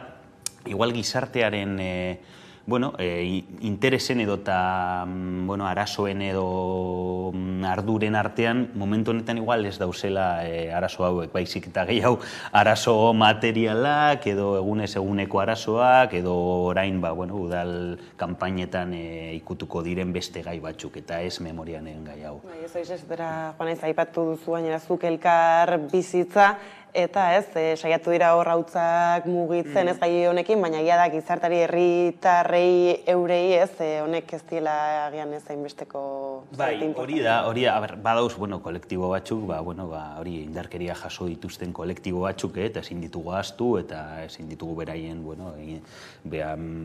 erreibindikazioak ez entzun, ez da? Baina esango nuke, gizarte orokorrean, eta momentu honetan, hauteskunde kanpainarekin, eta, udalerrien, ez dakit, egongo diren korporazio berriekin hori, bilatzen dutena, gizarte debatean, debate politikan, beste motatako gauzak direla. Adibidez, hori, eguneko beharrak, edo eta, beraien auzoko, ez dakit, beharrak, edo lan kontuak, bizitzaren kostea, presioak, horrelako, egunezko benetako arazoak. Eta, bueno, ezin dugu ahaztu memoria kontu hauek, relatoren kontu hauek, baina esango nuke ez dela momentua eta ez dela ondo atera da bate hau. Ez azken finean, herritarren bozka ez, zuk aipatu duzu beste, edo horietatik ere badoala ez, eta gainera, hemen ere ez, gertatu zen azkenean fokua edo, biktima ere bai irten zela ez, Arantzadi elkartea bera ez, ia lana ondo edo txarto egiten zuen jendea baloratzen hasita eta benetan ez, bestelakoa izan barko lukeen. Bai, hori da, bai, bueno, igual gehiagi jarri zan gainea fokua Arantzadiren lanean ez dakitez, eta, lan bazegoen, lana ona zen, eta, denbora gazegina, eta ikerketa potoloa zan. Nik esango nuke igual hor, egon alzan, arazo bakarra, zala, saku berean sartzea ez, oso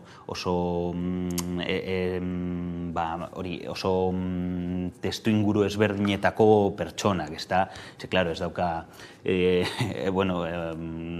dauka zerikusi handirik etaren biktima bat, eta azkenian kartxelan pasatu dan eta urraketa jaso dituen pertsona batetik, ez? Oso testu inguru eta kasu ezberdina dira, eta igual saku berean jartzea izan zen arazoa hor, baina lana ondo eginda zegoen, eta ikerketa ona zan Arantzadik egina. Izan ere askotan hitz egiten da ez, biktima ezberdinen maiez, eta barragez, agian hasierako eta gainera ez, justu alderdi guzti babestutako webunatzuk baziren hasiera batean ez gero egin du eztanda honek, hala ere ez agian ariketa hori da pendiente geratzen dana, ez? Goazen finkatzera, nola nahi ditugun definitu, baina goazen ez, guztia aintzat hartzera eta hortik abiatu ez, halako ikamiketan sartu aurretik. Hori da, bai, nik uste dut, urraketa guztiak jaso dituzten pertsonak errekonozimendu bat merezi dutela.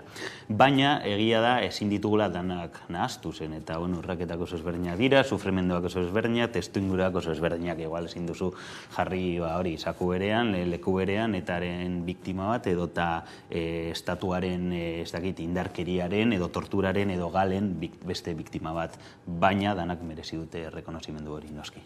Egia, memoria historikoaz ez, aritzen garenean, baina ez, agian aldentzen, bertsio ofizialetatik ez, aldentzen diren bestelako bertsioak, nolabait esatearren ez, traba asko aurkitzen ditugula gurean ez, eta batez ere zorrek agian egiten ditugu gehien. Lana asko dago egiteko ez, hor batez ere hori, estatuaren biktimak izan direnak, errekonozimendu hori jasotzeko. Pausoak emon dira, azken urteetan, Euskal Herriko instituzioetatik bebai lan egin da, aitormenak egin dira, errekonozimenduak, eta baina, klaro, oso zaila da hori egitea Estatu Espainola aurrean daukasunean, eta Espainiar Estatuan oso pausu gutxi emon dira. Ikusi oraindik ere, Gernikako bombardeak eta oraindik ere beraien errua errekonozitzen ez badute, nola aitortuko dute errua adibidez galekin, edota bataion basko espainolekin, edota mertsenarioekin.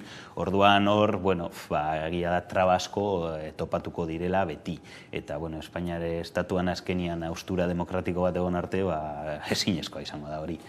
Ez da ipatu duzor adibide batzuk, ez, eta errekonozimenduak eskatzeko horretan, ez, atzokoan ere, eta goiz honetan ere, ez, izan daitugu etaren desagerpenaren ez, 5 urte pasaziren ez, atzoko egunarekin ez, eta hor bestak beste, Iñigo Urkulluk eta beste hainbat politikarik ez adierazpenak egin zituzten, baukagu bideo bat apur bat efemeridea gogoratzeko, eta gero baita ere Iñigo Urkullu eta Eneko Anduezaren kortak ikusiko ditugu.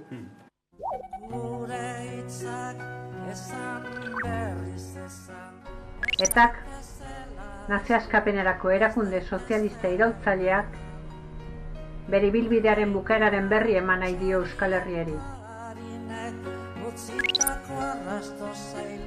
Euskal Herriaren eta estatuen arteko gatazkan, etak ziklo bat itxi nahi du. Violentzia politikoaren erabilerak ezaugarritu duen aroa, hain zuzen ere. Halere, estatuek tematuta segitzen dute gure herria aurreko ziklo horretan kateaturik mantentzeko. Konfrontazio politiko soilan duten ahultasunaz jakitun eta gatazkari bere osotasunean konponbidea emateak ekarriko lukeen egoeraren beldur. Eta herritik sortu zen eta orain herrian urtuko da. Gora Euskal Herria eskatuta. Gora Euskal Herria sozialista. Jotake, independentzia eta sozialismoa lortu arte. Gure etorkizuna da bizitakoak ondo ikastea, bakean eta bizikidetzan oinarritutako etorkizuna eraiki nahi dugulako. Horregatik, ezinbestekoa da eragindakoa eta eragindako min bidegabe guztien aitortzea. Hori izango litzateke gu gaur bezalako egun honetan egun bateko ezinbesteko ekarpena. Bizidegun ambientea naiz eta ondino ibilbidea egiteke dagoen, nik uste desente asko aurrera egin deula eta oraintxo bertan bizitzen ari garen garaiak, garai oso pozgarriak dira, esperantzako garaiak, eta nire ustez, gure historiaren hain ilunak izan diren urte hoiek atzera lagatzia, uste Euskadiri beste kolore bat emon diola. Tira ez, nola iristen diozu edo, zer aipamen egiteko efemeride hontaz? Egia esan nahiko ados nago, eneko andozaren adierazpenarekin, egia da oso garai, esperantzakoak direla gaur egun, zen eta jada hamarkada bat baino gehiago edaramagu violentzia politiko barik, orain dela hori 5 urte eta bukatu zuen bere ibilbidea guztiz, eta zuk pentsatzen baduzu, orain dela 15-20 urte, inork ez zuen pentsatzen, gaur egun, hain urte tarte txiki batean, hain ondo gongo ginela, hori, pakearen eta elkarbizitzaren bidean. Egia da, noiz behan behin agertzen direla polemika hauek, antxinako reminiszentzia horiek itzultzen direla, baina logikoa da, eta bake prozesu guztietan hau gertatzen da, adibidez Irlandan bebai gertatzen da, eta gatazka politikoa eduki dituzten leku eta herri askotan. Baina egia da, hemen emandan prozesuan nahiko azkarra izan dela, eta gaur egun badaukagula hori elkarbizitza sano eta positibo bat, eta egia da, oraindik ere erronka asko daudela, orain mintzatu estatuaren biktimen rekonozimendua, abusu polizialena, edo torturarena, hor bide asko dago egiteko, baina eguneko konbibentzia hori Euskal Herrian nahiko ona dela, eta esango nuke, eta konpartitzen dut, sentsazio hori, ez dakit, askok nahi dute itzuli, adibidez nik Alderdi Popularraren diskurtsoan zuten dut, eta badirudi nahi dute itzuli garai ilunetara, baina ez, gizartea beste oinarri, beste bide batean dago gaur egun, eta zorioneko bidean. Badirudi bestelako egoera arkez, bai elikatzen zuela norre eta Alderdi Popularra horre aipatu zuela tarteko? Bai, hori da, nik ez dut esango, egia da, Alderdi Popularrek bere biktimak dituela eta sufrimendua dutela, baina, justo horregatik ezin da ulertu, beraiek daukaten estrategia, dana hori mugiarazi eta badirudi erredito politiko atara nahi dutela etako biktimetatik, eta nahiko mingarria da, hori ikustea gaur egun, bai. Baina alako aurra pausoak ematen direnean, oraindik ere orain gutxi irten zen berriz ere bai Pasaiako sarraskiaren gaia, judizialki horre bista bate eman zen, Zabaltzaren kasua ere asko hitz egiten da mediatikoki, eta ikusten dugu baina hala ere nola iragan hurbilak, oraindik traba asko baituen memoria eraikitzerako orduan. Bai, eta ikusiko dugu etengabe, batez ere kasu horietan, artxibatu ziren kasuak ikertu barik eta judizializatu barik, eta impunitate osoz jun ziren pertsona asko daude oraindik, eta dana hori berreriki egin behar da, eta noski trabak egongo direla oroar leku guztietan, Espainiako gobernuaren aldetik, berdin zait alderdia, berdin zait gobernu progresista hau kumatzen artean, edo Alderdi Popularraren gobernu bat, beti kasu horietan saiatuko dira oraindik ere dana estaltzen, orduan hor bidea dago egiteko, ikusi beharko dugu zenolako negoziazioa dut, margina daukaten Euskal Alderdiek, estatuarekin negoziatzeko bide horiek, baina kongresuan bebai ate asko itxi egin dira, eta egin dira saiakerak ikertzeko gertatu zen, adibidez Zabalzaren kasuan orain dauz bide horretan, baina gero ikusten da ez dagoela margen askorik, ez, eta gero, igual, ez dakit, borondate politikoa lortu aldozu Sánchezen gobernaren aldetik, baina justizia gero esaten du inola ere, ez, orduan ni nahiko pesimista naz bide horretan, baina, ezin dugu hori eten, borroka hori ezin da eten, eta, jarraitu behar da bide horretan, ze, egunen batean lortu aldugu, Bai, ez egia da, batzutan argi izpi batzuk agertzen direla, ez da, gainera hori azken urtetan aipatu duzun moduan ez memoriaren esparruan aurrera pausu handiak eman dira, ez da, hori agertzen argi izpi batzuk, baina, karo, egia da, ez, azkenean bide juridikoa bestelakoa edo epaitegiak egiten duten eta bestelako bat dela, eta horrez, naiz da, pentsatzen dugun agindu batzuk aurrera atera daitezkeela, ez gero atzera botatzen dira, eta ikamika horretan. Bai. Claro, eta gainera hori denboraren kontrako borroka da, ez? Denbora gehiago pasala, zailago izango da. Claro, preskripzio hori dago, edo, egin zutenek hilko dira, eta azkenian, gerra zibilaren krimenekin gertatu zen bezala gertatu alda, ez? Guztiz impune gelditzea. Horregatik, azkar aktuatu behar da, azkar jokatu, eta zur, baina, bai, Estatu Espainolaren arresi hori haustea oso zaila izango da. Eta uste zu kontziente badirela, ez, aipatzuzun erloju hori ez, edo, denbora agortzear ere badela nolabait esatearren? Bai, nik esango nuke badagoela hori, Interesetik ere erabil daiteke hori? Bai, baina ez dakit, karo, Espainiar estatuaren aldetik dana pizka bat mareatzea ez da. Claro, esatea igual ez, itxoin, igual orain ez da momentua, igual sortuko dugu komisio bat kongresuan, da hori dana lusatzea eta lusatzea ez da. Eta azkenian ez dira ikusten inolako mugimendu errealik, ez? Eta askotan ikusi dugu, justiziarak hori esetxaren hori, ateistea, esatea ez duela prozesatuko inor, eta impunitate hori blindatzea. Zoraindik ere, egia da, Espainian gobernuak aldatu aldirela, ez? Baina justiziak hor darrai beti ikuspuntu berdinarekin, gertatzen ari da, adibidez, audientzia nazionalean, ez? Adibidez, itxegin aldugu espetxe politikari buruz, ez? Pausu asko emon dira. Eta Espainiako gobernuak behin ez, pausuak emon ditu, eta, zegoen soiko politika hori aldatu egin du, bai.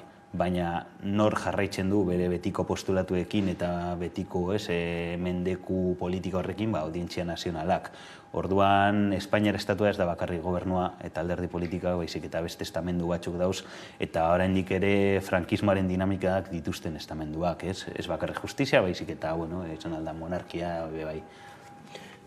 Eta gainera hortaz, aparte ez, lehen aitortzez eta aritu garela, Gernik aipatu dugu, eta gero atzoko egunean Iñigo Urkulluk min injustu aitortzeko deia luzatu zuenez, nolabait esatearen hau da ez, azken batean urtero alako urte hurrenetan ez, zabaltzen diren mezuak, alako inola erreparatzen diezu. Bai, nik uste dut, ez dakit, igual, adibidez Ezker Abertzaleak egin zuen errekonozimendu hori, min injustuaren errekonozimendua, estatuaren aldetik ordea faltada, ez da, noski. Eta gero bebai nik uste dut bultzatu behar dana, igual, ez dakit, hainbat biktimen arteko dinamikak edo sustatzea, ez da, edo eta, ez dakit, presoak izan diren pertsonen artean eta biktimen artean nahi badute, beti goratzen dut hori Nanclares bidea deitu zana, elkarretaratxe hori, justizia edo reparador hori, sustatzea hori da bideon bat elkar bizitzara egitzeko, noski.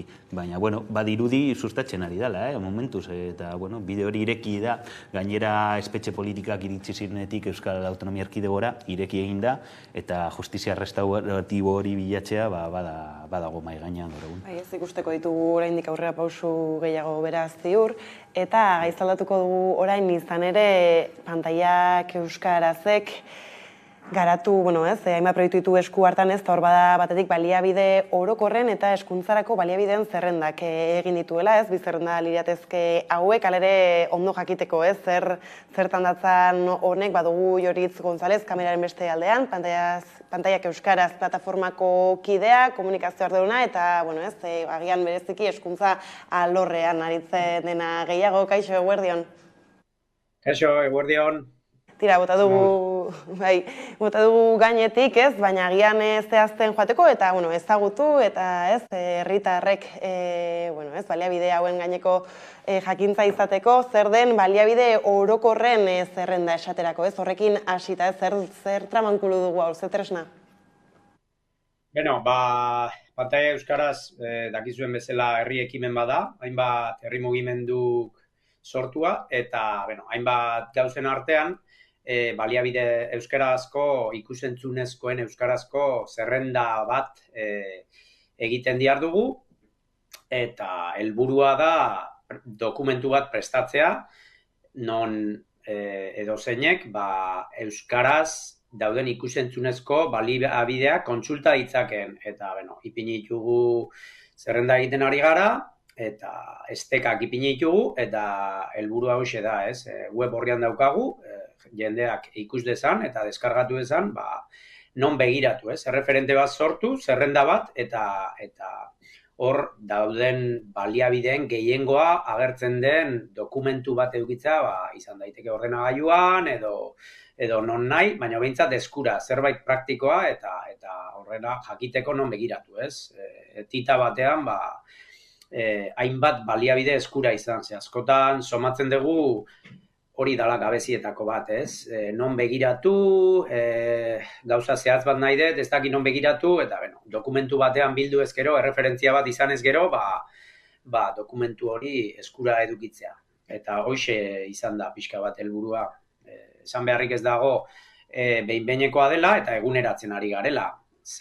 Gero eta baliabide gehiago sortzen dira, eta gu eguneratzen dihardugu zerrenda hori.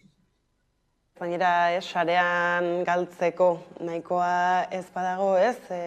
Bilaketak ere askotan zaildu egiten zaizkigu eta gehiago ez, halako gure esparru txiki honetan. Eta horretaz aparte ez, aipatu dugunez, hezkuntzara begira, ez, ikaslei begira, zen gurasoei ere suposatzen dut, ez, antzeko tresna bat garatzen zabiltzat ere.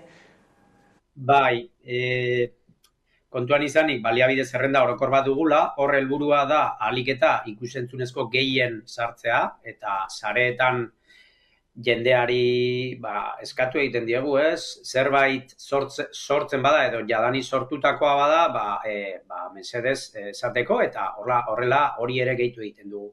Hezkuntzan egin duguna da, ni neu hezkuntzako langilea naiz, eta egin dugu antzeko zerbait, baina helburua ez da hainbeste izan dauden baliabide guztiak sartzea, baliabide guztiak sartzea ezinezkoa da, eta helburua izan da zerbait praktikoagoa egitea, dokumentu labur batean, 2 edo 3 horritan sartu ditugu baliabide oso esanguratsuak, asko erabiltzen direnak, eta irizpidea izan da hain zuzen hori. Zerbait praktikoa, dokumentu labur bat, 2 edo 3 horrikoa sortu, baita ere digitalki esteken bidez web horrietara edo dena delako baliabide horretara zuzenean sar zaitezke, baina kontuan izan dugu inprimatzeko norbaitek inprimatu nahiko balu, irakasle gelan edo etxean bertan edukitzeko formatuak pixka bat egokitua izan behar duela eta ez hain luzea, beraz, helburua pixka bat praktikoa izatea izan da. Eta esan duzunez, ez, ekarpenak egin aldituzte herritarrek, ez, nola egin behar da hori? Guk eskakizuna egiten diogu herritar guztiei, gure web horria dugu, bestela e-maila, pantaiakeuskaraz@gmail.com, oso erresa, sare sozialen bidez, bai Instagram, Facebook, orain TikTok iriki berri dugu, Twitter, eta hainbat bide ditugu, eta edozein bideetatik, eskatzearekin nahikoa izango litzateke. Oraingoz, zerrenda oso luzea dugu, baina lehen aipatutakoa. Segurazki guztiak ez ditugu izango, eguneratzen ari gara, eta etengabe eta ongi etorria guk hori da nahi duguna. Guztia agertzea eta jendeak eskura izan ditzan modu erraz batean, hori da helburua. Beraz, denon artean sortutako zerbaita, gu egin dugun bakarra da denak bilduko dituen dokumentu bat sortu, praktikoa izan dadin eta burua uste hori kentze aldera, ez? Sarean nabigatzen ibili beharrean da denbora galdu beharrean, dokumentu batean sartu eta hor bertan laburtuta dago baliabidea zertan datzan eta esteka, zuzenean. Ezagutzen ez duena entzat, mentxe azalpena eta, erabilera egiteko, irekia badela, baita ekarpenak egiteko ere, mila esker Joritz eta hurrengora arte. Bale, zuei eskerrak eman eta hemendik hori egin dugun eskakizuna, ez? Irekia da eta ekarpenak egitera gonbidatuta zaute guztiak. Eskerra zuei. Mila esker. Tira, egia da pantaiak euskarazek, pikatekin bide jarri duela azken urtean martxan, zer borrokatu badago, esparru horretan, eta konplexuare egiten dena, baina tira, sortzen dira halako bidetxoak behintzat ekarpenak egiteko. Bai. Bide asko dago egiteko, arlo honetan, beste batzuetan komentatu dugu hemen, oso ekimen positiboa iruditzen zaitzen, eta,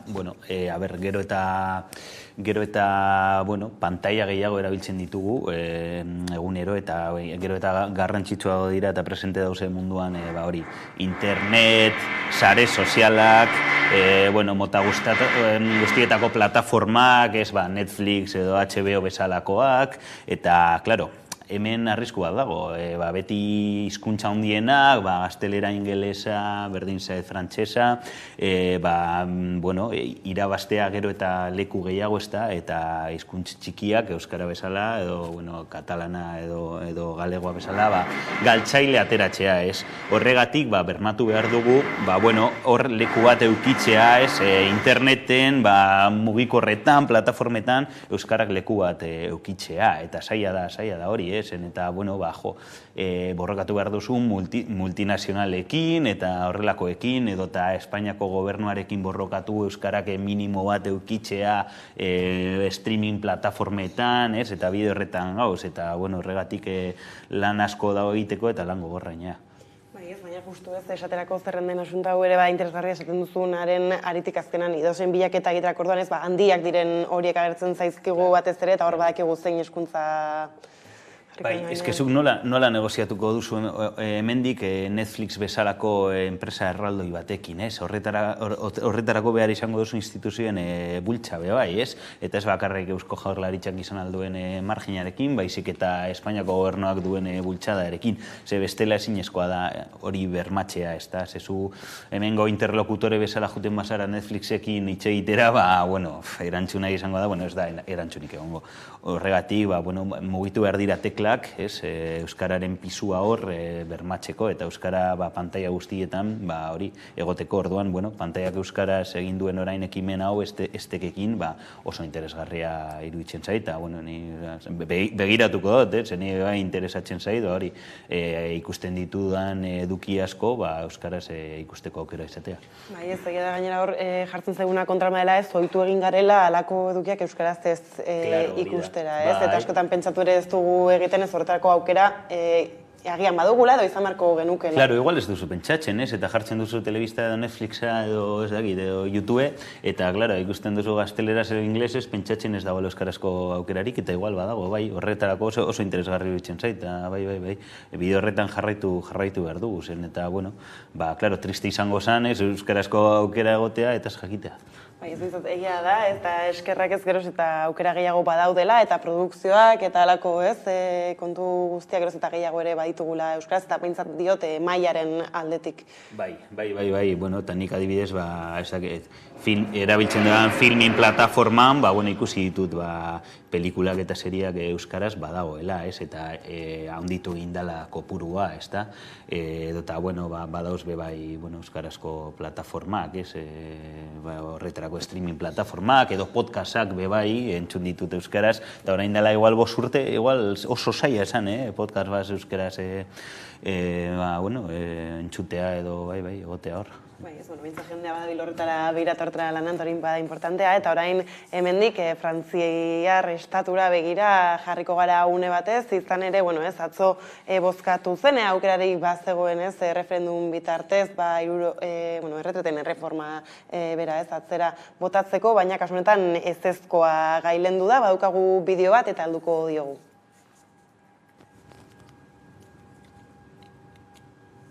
Ez dakit.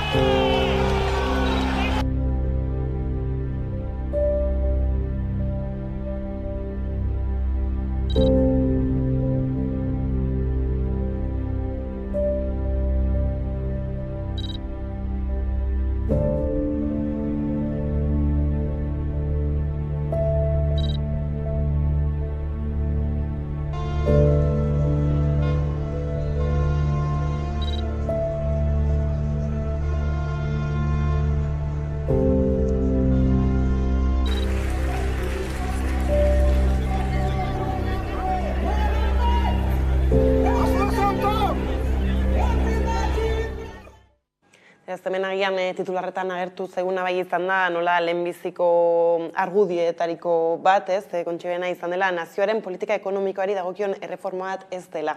Nola iristen diozu horri? Bueno, hori inork sinesten ez duen argudia da, baina egia esan, bidea hau itxita zegoela nik oso argi ikusten nuen, ez? Momentuz borroka hori galdu egin da, borroka legala edo gobernuaren aldetik atxera botatzea edo hori galdu egin da. Baina, egia esan oso margen gutxi zegoen, ez? Hori atxera botatzeko, kalean ikusidan mobilizazioa izugarrizkoa izan da sindikatuek eta, gizarteak oroar egin duen presioa, bikaina izan da, baina gobernu bat, bide horretan, inposatzeko bide horretan jartzen danean, oso margen gutxi dago kaletik gauzak aldatzeko. Orduan nik uste dut jarri behar garela da etorkizunean, orain zer egin behar da. Nik uste dut kale presio hori mantendu behar dela eta mantenduko dela, eta mobilizazio egunak, harrera juten dira eta ez dira etengo. Baina ikusi behar da bai nola eraiki estrategia politiko bat, ez nola kanalizatu ez egonkortasun eta zerre hori bide politikoetatik alternatiba bat eraikitzeko, ez Macronen politikei alternatiba serio bat eraikitzeko, momentuz Frantziar estatuko eskerrak berdin zaite, Mélenchon edo sozialistek porrot egin dute, sortxe urte hauetan alternatiba bat eraikitzeko bide horretan. Eta igual hau izan behar da, ez dakit katalizadore bat bezala, proiektu serio bat eta batasun bat bilatzeko eskerrean, eske bestela zein da alternatiba? Alternatiba Marine Le Pen da. Eta hori izango da areta okerrago, Macron baino okerrago. Orduan, nik uste dut pentsamendu hori, refleksio hori egin behar duela Frantziar estatuko eskerrak eta aurrengo hauteskundetan alternatiba serio bat planteatu eta Macronen erreformak atxera bota instituzioetatik. Gainera, esan duzun bezala, espero zen alako erabakia, bakigu Macronek ez duela atzera egingo bere horretan, baina aipatu dugu argudio bat, bestea bat zen, justu eskaria egin zenean, oraindik ere ez zegoela izenpetuta legea bera, oraindik 72 urtean zegoela jarrita, beraz, erreferenduma egiteak, horren alakoen aurrean sindikatuek, baina uste duzu jarraitu halko dutela alako indarraekin ez da jendea... Igual ez egunero, baina, tendentzia bat mantendu eta, noizean behin hori kaleetan espresatu, nik uste dut, egin aldara zen, eta Frantziak badauka gizarte oso kontzientziatuta eta mobilizatuta eta sindikatu potenteak pisondiekin, ez? Orduan, nik uste dut mantendu aldala tentsio hori, ez egunero, baina, tarteka edo, baina hori akonpasatu behar da proiektu politiko eta instituzional batekin zeren eta bestela ezinezkoa izango da. Eta egia da, Macronek ez duela inor engainatu, Macronen programan bazegoela politika neoliberal hauek egitea, pentsionen erreforma hau, baina, karo, hor gertatu zena da, Macron urten zala, zen eta, karo, beste alternatiba Marine Le Pen da. Baina horregatik diot, eskerrak proiektu bat eraiki behar duela, Macron ez izateko el mal menor hori, ikusi dugu zein da horren ondorioa bebai, oso ondorio negatiboa langileentzat. Bai ez, gainera aipatzen duzunaren aritik, eta lehen esan duzu ez nola badauden oraindik ere mobilizazio egun konkretu batzuk iragarriak ez horragian jende gehiago ikusiko dugunak, eta justuan ez, hau bada ekainaren 8, 6 okerrez banabil, izan ere ez, ekainaren 8 bai bozkatuko dutela Frantziako asamblean ez, ea indargabetu daiteken, indargabetzea erretretaren adina, 64 urtean jartzen duen artikulo hori, ez hor ondinoko bada bestelako esperantzarik edo azkenan badira saiakerak. Bueno, ni ez naz Frantziako Asamblea Nazionalan aditua, baina ikusi dugun dinamika ikusita ez nok esperantza handirik izango, ez? Zen eta egia da Macronek ez duela gehiengoa Asamblea Nazionalean, baina behar badu gehiengo bat, bilatu aldu gaulisten artean, ez? Horiekin batuta bai lortzen duela gehiengoa, ez? Orduan oso zaila ikusten dut pintza bat egitea, ez? Eskerraren artean, Marine Le Penen artean eta gaulisten artean Macron atxera botatzeko erreforma oso zaila, ez dut uste, ez dakat esperantzarik ez. Bintzat oingo honek ez erreferendumaren bueltakoak bai ematen du apur batez hitz egiteko erakundek orokorrean izan Frantziar estatuan, Espainia estatuan ere ez, herritarrei erabakitzeko eskumena ematerako orduan ez nolako erresistentziak sortzen diren. Bai, hori da, erreferendumekin arazo asko daude, ezta.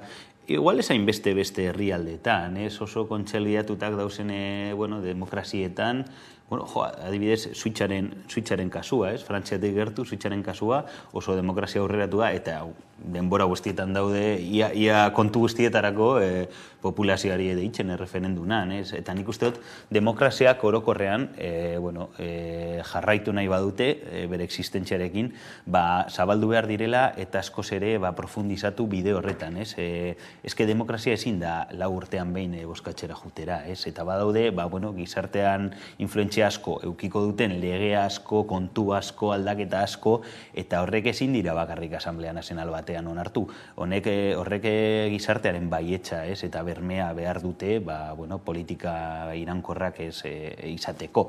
Zen eta askotan Asamblea Nazional batek ez du gizartea errepresentatzen, Ez da, baina diozunen arira zenbat eta zenbat gauza onartu da aurrera ateratzen diren 4 urte batzuen buruan ez, eta ze urrun geratzen garen ez dakit herritarrok erabaki horietatik, eta gian hasta interes gehiago izango, aukerak zabalduko balira ez, ez dakit hori erabakitzeko alako kontuen inguruan ez interes handiago izango izateke, edo ez beste jarrera bat gizarteak. Demokrazia aberaztuko zen, arazori, dudarik gabe, eta debatea ere askoz ere anitzagoa eta hobeagoa eta kalitatezkoa izango zen, baina oraindik ere erresistentzia asko daude, eta oraindik ere gure demokraziak daude sartuta marko burges neoliberal horretan, bai, sufragio unibertsala bai, baina bakarrik 4 urtean behin, eta gero nahi duguna egiten dugu, eta konbinentziaren arabera gauza bat edo bestea egiten dugu, eta gure programa elektoral ez dugu betetzen inola ere.